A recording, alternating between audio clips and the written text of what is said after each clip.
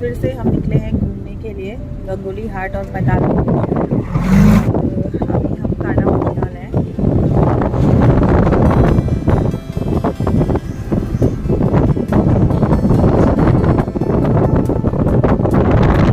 अब हम पहुँच चुके हैं गंगोली हाट और मंदिर की तरफ बढ़ते हुए अभी हम मंदिर का प्रसाद वगैरह लेंगे और घंटियों की आवाज़ आपको सुनाई दे रही होगी।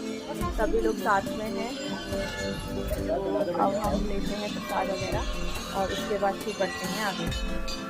अब प्रसाद लेकर हम लोग मंदिर की तरफ बढ़ रहे हैं। बहुत जल्दीबाजी है माँ के दर में जाने की, माँ से मिलने की।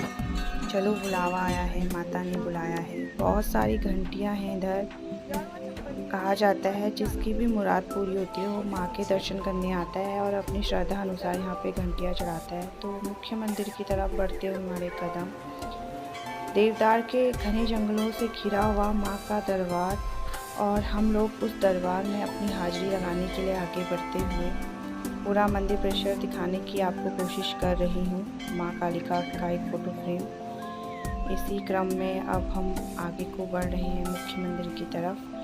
और यहाँ पे आप लोग देख सकते हैं बहुत से लोग यहाँ पर को आए हुए हैं दर्शन करने के लिए, जो कि दर्शन करने के बाद फ़ोटोग्राफी कर रहे हैं। और मेरा आप लोगों से अनुरोध है कि आप लोग हमारे घुमक्कर जिज्ञासा के साथ जुड़े रहें और हमारा चैनल ज़्यादा से ज़्यादा सब्सक्राइब करवाएं अपने फ्रेंडों से और साथ में लाइक भी करें। तो ये मुख्य मंदिर, और अब हम भी इस मंदिर की तरफ बढ़ेंगे। ये है मुख्य मंदिर के बाहर से उमड़ी हुई भीड़, ये है बड़ी बड़ी घंटियाँ, और ये है सजा हुआ मेरी माँ का प्यारा सा दरबार। फूल मालाओं से सजा हुआ माँ का दरबार, जो कि साल भर ऐसा ही सजा रहता है। अब हम लोग अंदर जाकर दर्शन करके आते हैं और मिलते हैं आपसे दोबारा, और फिर दिखाते हैं पूरा मंदिर परिसर। अंदर के दर्शन के बाद अब बाहर आ गए हैं। ये है बाबा जी की धुनी, और इसके बाद हम आगे दिखा रहे हैं आपको देवदार से घिरे हुए जंगल, और ये है यहाँ की धुनी। कैसा लग रहा है? चले बाकी मंदिरों के भी दर्शन कर लेंगे। जब भी आप हाट कालिका आए तो बंदरों से थोड़ा बच के रहें, ये काटने के लिए भी आते हैं।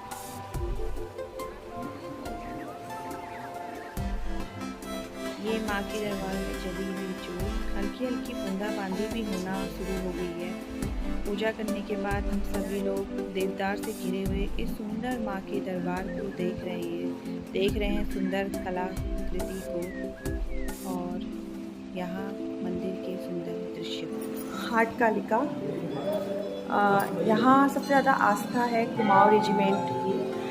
कहा जाता है एक बार समुद्र में तूफान के बीच में कुमाऊं रेजिमेंट के सिपाहियों का जहाज फंस गया था, तो उन्होंने उस समय माँ कालिका को पुकारा था कि हमारी रक्षा करिए, और माँ कालिका ने उनकी रक्षा की थी। तो जो हमारी कुमाऊं रेजिमेंट है वो विशेष रूप से यहाँ पर को आस्था रखती है। और जब आप यहाँ के देखेंगे तो आपको दिखाई देगा कि कुमाऊं रेजिमेंट के द्वारा यहाँ पर को अलग अलग निर्माण कार्य किया गया है। यानी कि जो मंदिर परिसर है ये पूरा का पूरा कुमाऊं रेजिमेंट के द्वारा ही बनाया गया है। तो बोलो कालिका मैया की जय। हम बाहर को जा रहे हैं, दर्शन करके वापस आ चुके हैं। अब हम लोग जाएंगे पाताल भुवनेश्वर, वहाँ जाके हम गुफा देखेंगे और माता कालिका आप सभी की रक्षा करे। तो मिलते हैं पाताल भुवनेश्वर।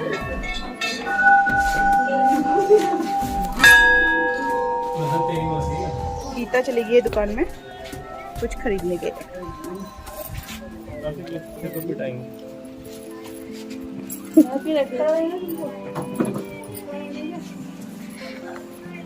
हम आ गए हैं पाताल भुवनेश्वर।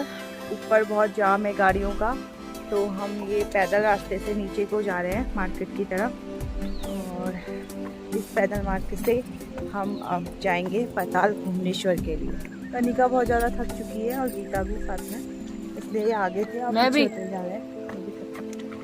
गीता पहली बार आ रही है।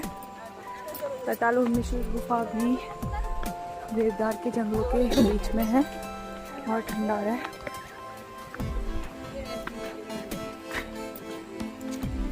यहाँ भी बहुत ठंडा हो रहा है, बहुत भीड़ रहती है इधर। और यहाँ गुफा में दर्शन करने के लिए पहले लंबी सी कतार में लगना होता है, बहुत वेट करना होता है, फिर टिकट लेनी होती है। उसके बाद हम गाइड के साथ गुफा के अंदर जा सकते हैं। तो देखते हैं कितनी भीड़ है, बस हम जल्दी जल्दी बढ़ते हुए।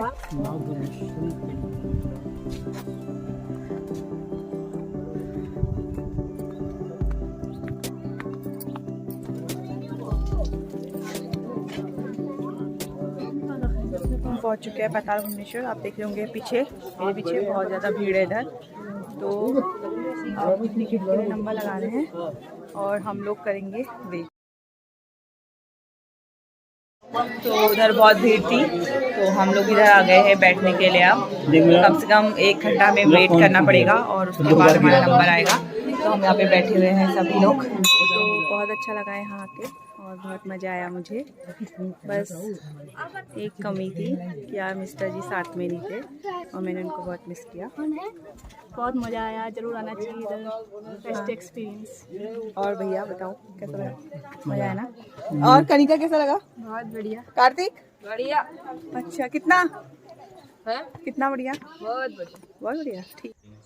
पाताल भुवनेश्वर जो है वो भगवान शिव का भूमिगत मंदिर है, जो कि गुफा के रूप में है और वहाँ से 160 मीटर लंबी है और 90 फीट गहरी है। पहले आपको जाने में थोड़ी कठिनाई होगी, लेकिन उसके बाद आप जैसे ही अंदर प्रवेश करेंगे तो आराम से आप वहाँ पे चल सकते हैं। बहुत बड़ी गुफा है वो। और अब हम आगे को बढ़ रहे हैं वृद्ध भुवनेश्वर की तरफ। और कहा जाता है कि पाताल भुवनेश्वर के बाद वृद्ध भुवनेश्वर का दर्शन जरूरी है। तो ये है उसका गेट। और अब हम जा रहे हैं मंदिर परिसर को। ये चंडिका देवी का मंदिर। ये हम आए हैं दक्षिण मुखी हनुमान जी के मंदिर में। ये एकमात्र ऐसे हनुमान जी हैं जिनका मुख दक्षिण मुखी है और वो आपको पाताल भुवनेश्वर में ही देखने को मिलेंगे। तो कहा जाता है कि पाताल भुवनेश्वर के दर्शन के बाद यहाँ आया जाता है। और यहाँ पर रखी गई है पुरानी जो भी मूर्तियाँ खुदाई में प्राप्त हुई हैं वो।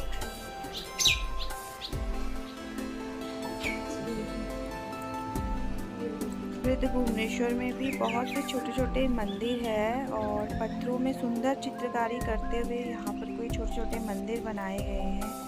और आप देखेंगे सामने ही माता जी का एक चित्र भी अंकित है। तो बहुत ही सुंदर दृश्य है यहाँ का। अब हम वृद्ध भुवनेश्वर के दर्शन करके वापस जा रहे हैं। कहा जाता है कि पाताल भुवनेश्वर के दर्शन करने के बाद इनके दर्शन करना अनिवार्य है, वरना हमारी पूजा जो है वो अधूरी मानी जाती है।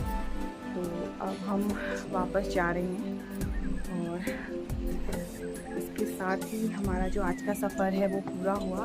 फिर नए सफ़र के साथ आपसे मिलते हैं नए ब्लॉग में। तब तक के लिए बाय बाय। बाय।